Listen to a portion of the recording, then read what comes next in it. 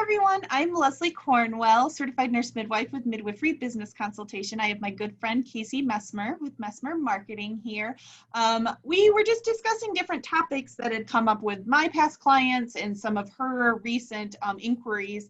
And it was talking about the referrals and the networking and collaborating, and when is it good on the marketing side to join with another practice, and what parts would it make sense? So Casey, if you want to give a little backdrop about yourself. I know we've talked a few times, but if this is their first time seeing you.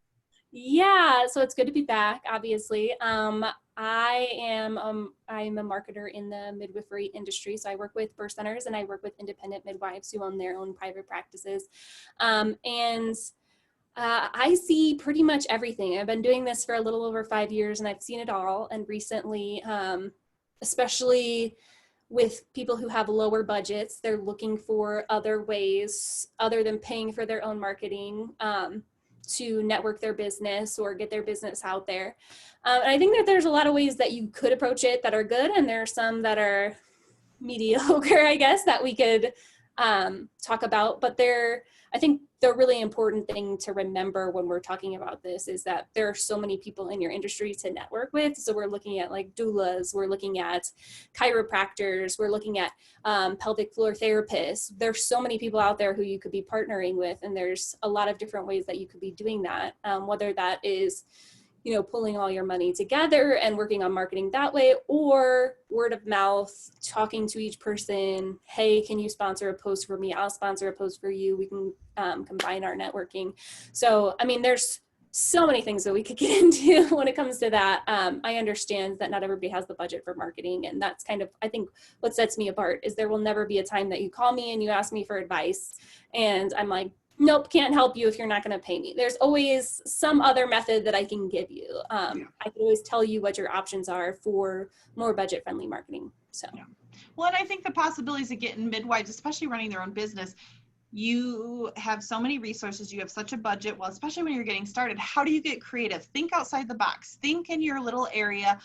Where are your strengths? Where are your weaknesses? And find the people in your community that can fill those weaknesses. And so, yeah, I think when you talked about the goods and bads of joining forces, I think sometimes midwives, the idea is good, but then you don't understand the backdrops of what it hindered you. Like we had talked about before the recording, the search engine optimization. I mean, being on the virtual and branding and joining forces may not be the best way because of XYZ, but if midwives don't understand that versus having a billboard sign where you're all in the same birth center, community center is completely different.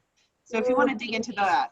Right. Yeah. I mean, I've been approached with the topic of, hey, we have this doula that works with the birth center, or this, chiropractic business, or a pelvic floor therapist, something like that. And they're like, what if we pulled all of our money together and we worked on marketing together?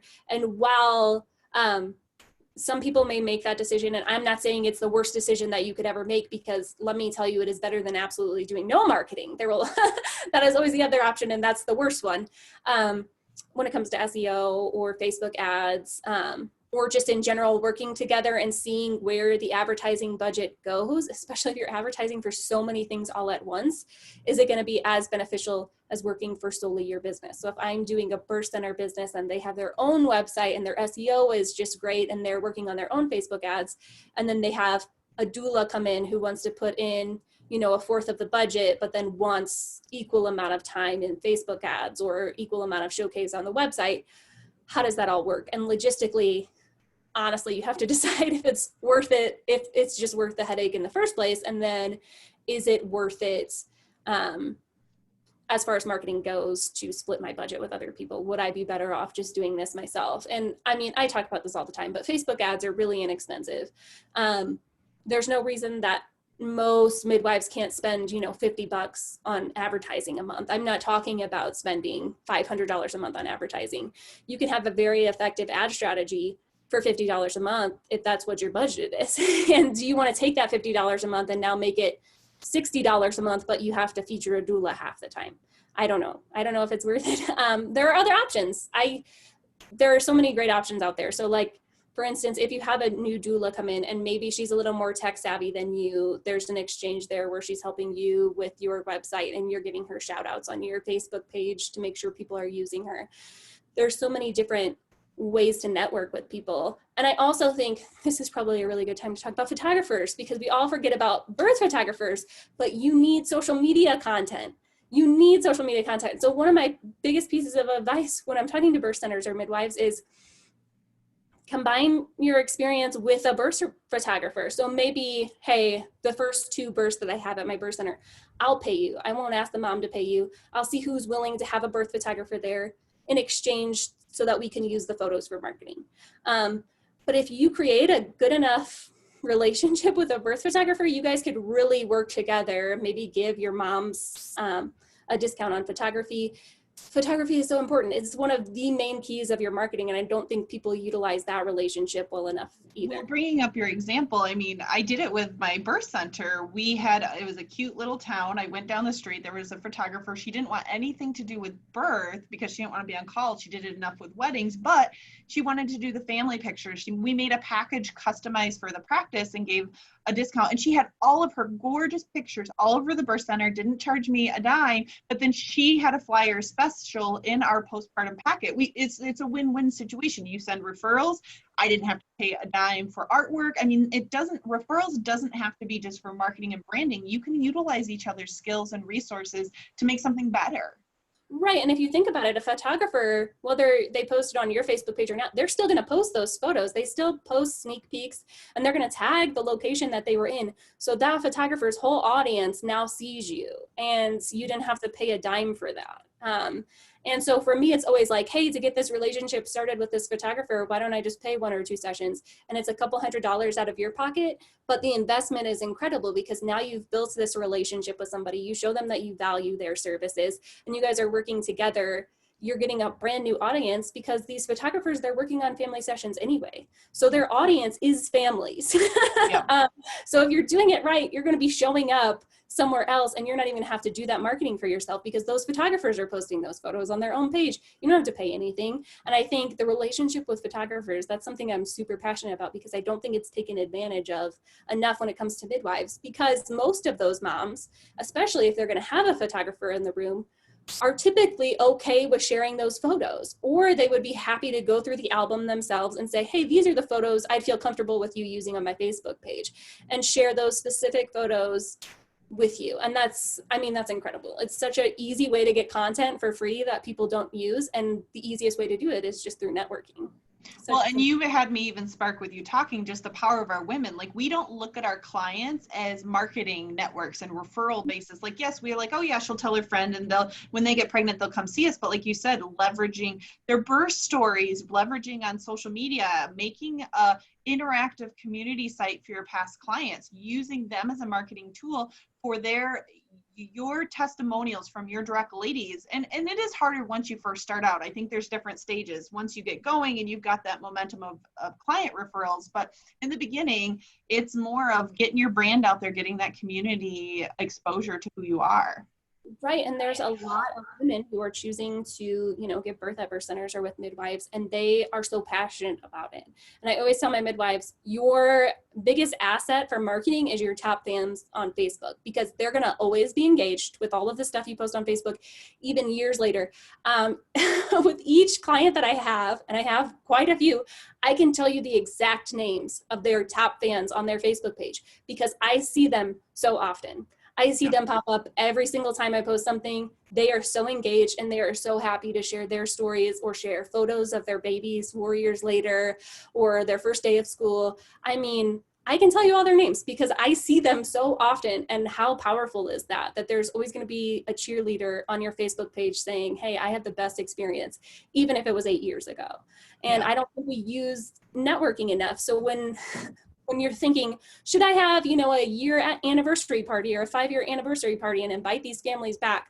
The answer is absolutely yes, because keeping that relationship so that they're willing to network for you and they're doing all the hard work out there, it is so worth the price of cake and whatever. With our birth center, we did it. There was a Danish festival in August, and it was perfect timing for our 1-year anniversary. So we did balloons, and we had the parking lot open and free food and party. And it was just, it was one of those things that it's simple and it's powerful. You can get your families. I mean, our goal as midwives is to connect the community.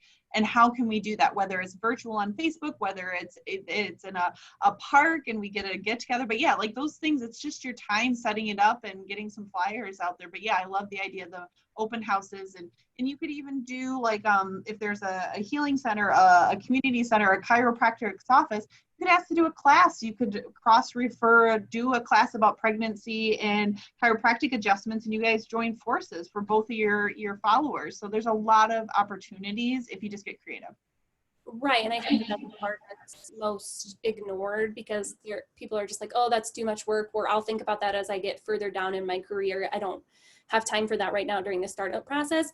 But creating those networking relationships are probably the most important thing that you can do, because you need to know who else is in your community. Maybe you have a competing birth center. I don't ever like to say birth centers are competing because I think we all have the same goal here, right?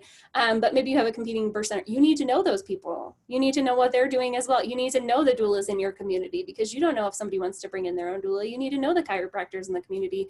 And it's such a refreshing thing, I think, for women when they go into these birth centers and you already know people you can refer them to, because they're going to ask those questions. People are going to need a pelvic floor therapist. There's a large chunk of women who are going to need one. And if you don't just have some names off the top of your head and you have to do that research, it's going to come across as, oh, she's not engaged with this community. She doesn't know what she's talking about. She hasn't gone outside.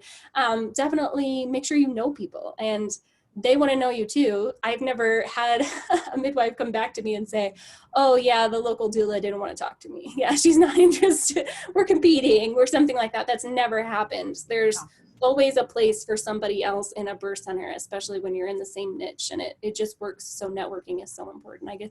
Well, and I think when you talked about that quote unquote little bit of competition, it's a mindset. I was just talking to a couple nurse midwife students earlier in the week, because they're like, oh, I started this childbirth education while I'm making money, and now there's somebody doing the exact same thing. I'm like, I promise you, you guys are not the exact same thing. And I did it with the other midwives in the area. It's like, we all have our strengths and weaknesses. There may be parts a CPM can do, a licensed midwife, a CNM, or hospital, home birth center. They all have their strengths and weaknesses. And if you learn each other, you'd be like, okay, you're not my type of personality or style, or we're not a good fit for each other for XYZ, but I know a great midwife that will fit your needs of what you're looking for. Maybe it's insurance reimbursement. Maybe it could be anything. Maybe it's a distance barrier. She just didn't find that other midwife on the internet that's right across the street, and she drove 2 hours to come see you and goes fast. Does it make sense to keep her as a client? And it'll be vice versa. I think people forget that we as midwives want what's best for women. We're not gonna, like, I think we forget all the possibilities of referrals to bring ladies to our practice, because it's not, you're competing on the World Wide Web with the hospital systems that have way more money than you do. You're not going to be highest ranked when somebody is saying midwife near me. It's going to be the doctor's office until you've been around for a really long time and you've done a great job of getting that marketing. So it's going to be that underground private practice network that you are getting tapped into. Right. No, I absolutely agree with you. And I think kind of my business model is to refer people to other people. If I don't think that I'm going to personally be a good fit, I always refer somebody to somebody else. And it's like, do I want the money? I mean, sure, that would be fine at the end of the day. Every midwife would want that, but it's like, is it beneficial for the person you're working with? And I think that that's the most important thing, is none of us got into the businesses that we're in to be millionaires, or else we would not be doing the things that we're doing. So I have to remind myself of that, is, hey, I can't provide exactly what this person needs, but I do know somebody who can. And even if I feel like that person is competing with me, I will absolutely send the other person on their way, because I just feel like I'm not in this to be a millionaire. I'm in this to make sure everybody is getting exactly what they need. And if that's not what they can get from me, then we need to send them somewhere else. And that is also a really important part of networking, because once you do that, once you start sending people and they say, hey, the midwife down the street sent me, she thinks you're going to be a better fit. What do you think they're going to do? They're going to turn around and send people to you that will be a better fit. That is how you create those network relationships that people feel comfortable sending back. Because I think it comes down to, people are like, oh, you know, when you're networking, it always feels one-sided. Well, it also depends on the olive branch that you personally put out and what those people are willing to put back in. Everybody's been burned at one point or another. And we all have this feeling like, what if I give and give and give and nobody else like comes back for me and helps me? But it's like, you still just have to keep putting that branch out there and saying, you know what? It's not about me. It's about the woman who is giving birth. It's not about me. And we'll see what happens if I send her over there. And I think the best thing that we can do is adapt mentally to that and say, hey, if this doesn't come back and benefit me in any way, I have to be okay with that because it benefits my mom. So, yeah. Well, and I think not just thinking outside the box of chiropractors, doulas, photographers, the traditional warm market of a midwife, brag at family get-togethers, you never know who might be a potential customer. Maybe she's done having babies, but she has others, or this grandma has nieces and nephews and kids, and midwives are really bad about bragging out how awesome we are. It's like a humbling thing of, especially like at baby showers. Oh my gosh, like I was the one like, ladies, like there's choices, there's options, and take advantage. So it's not so much thinking and marketing, but it's just empowering women to know there's choices out there. So yeah, be comfortable and be able to just confidently have an elevator speech, have something. You walk down the street, and I wore shirts all the time for midwifery support, and I still do. And it gets a conversation. You are a walking billboard of referral if you make yourself. Actually really fun because I have a shirt that says midwives are meant for birth centers, the home, and in hospitals. And people constantly ask me about it. And I'm not even a midwife. And I'm just like, hey, I'm not a midwife, but let me refer you to some local midwives. And I don't have any skin in that game. I do not work with the local midwives. But you know what? I will pass every single person that I meet that wants to talk to a midwife on to those people, because I'm just trying to put out some positivity in the air. Yes, I do believe that you should look into your options. And I am 100% okay with sharing that. But I also think when it comes to events and talking to your family or your friends or walking down the street, I always say you never know who monitors a Facebook group, who has a Facebook group. There are people out there. I was actually in a holistic group when I lived in Missouri, and it was great. And it was a powerful, powerful group of women. And anytime birth got brought up, obviously a midwife was something that was constantly talked about. And the local midwife received so much business from that Facebook page. And she didn't have to do anything but the one original birth, and it spirals. And by the time I left to that page, there had probably been about 30 women who had used this midwife. It was incredible. Yeah. No, I agree. There's possibilities out there. If people think you don't need a budget, like even going back to the t-shirt thing, like I had probably 12 different styles of shirts. My husband and I, if we're wearing a t-shirt, it's a midwife shirt. Like my husband, this big burly guy, walks around with I support midwives. Midwives are awesome. And it's fun, like to walk down the street. Like a lot of times I won't have a shirt on and he'll get conversations from guys. So think of your partners and think of your family members. Like my kids would wear a midwife shirt to school. Like, your opportunities for referral could be your own family members. So it's getting people to think creatively. It doesn't have to be rocket science. It's just getting a conversation started. Right. And those are all such easy ways to network where it costs you almost $0. But I think they're often overlooked because people immediately go into what should my marketing budget be? Whereas I think you should open your birth center or talk to a marketing person before you open your birth center. But that first few months should all be about networking. You should see what you can do on your own as well. Because while I could be incredible on Facebook for you, or I can be awesome at bringing in stuff online, I will never be in person in your community. I will never have the ability to walk around your town in a midwife t-shirt and tell everybody how awesome you are. So no, it's about that branding, and branding on a local level and branding on a state level, because you get ladies from a far distance. So no, I appreciate all your knowledge and skills, Casey. You've just been so amazing the last few years. But I think it's just inspiring midwives to, once they've been going for a few years, it's the other direction. Midwives have a waiting list and they're busy, but it's those first few fragile years. And it's not you're giving good care. It's you just have to get your name out there. You have to get the awareness of what you're doing, clear expectations, consistency, professionalism. You give great care, you're going to get tons and tons of referrals. You have to get there and be patient with it. Right. You can't build a brand in a day. It just doesn't happen. And it all comes with your brand, and your brand takes time to build. And at the beginning, it has to be through networking. And I know most people are like, I don't like people. And I am an introvert at heart, and I can still network myself like crazy. So Yeah. Well, I think it's just, you learn the power of it for your business. You learn we're good at we're talking with women all day long once they get there, but you want to get the women to know and schedule that appointment and know what you're doing. So yeah, I think you and I had talked about it, like YouTube channel and just being able to get your expertise out there, like TikTok. You talked a little bit about doing that. And there's simple ways. If you're comfortable putting a video out there, branding yourself as the expertise that people share, it's a cheap way, and then just getting it from all different directions. Like I would make a weekly, I'm going to call 5 people this week in the community, see if I can set up a meeting for the next week. You don't have to do a ton. You could say, I'm going to this week just do XYZ, make it consistent, and you're going to make powerful changes from just that consistent habit. I'm going to spend a half hour connecting with my community, either it's by Zoom, phone call, take them out for lunch. That's going to be your power. Right. No, I absolutely 100% agree with you. So Casey, if they want to get in connection with you, because I know social media is your expertise, how would they get a hold of you? I'm on Facebook at Messmer Marketing, but I also have a website at messmermarketing.com, MESSMER. And feel free to fill out the contact form and we can chat about whatever, whether it be you want to learn about networking or you have a budget finally for marketing and you're ready to use it. I would be happy to chat with you about it. Okay. Well, thank you so much for your time today, Casey. Have a great day. You too.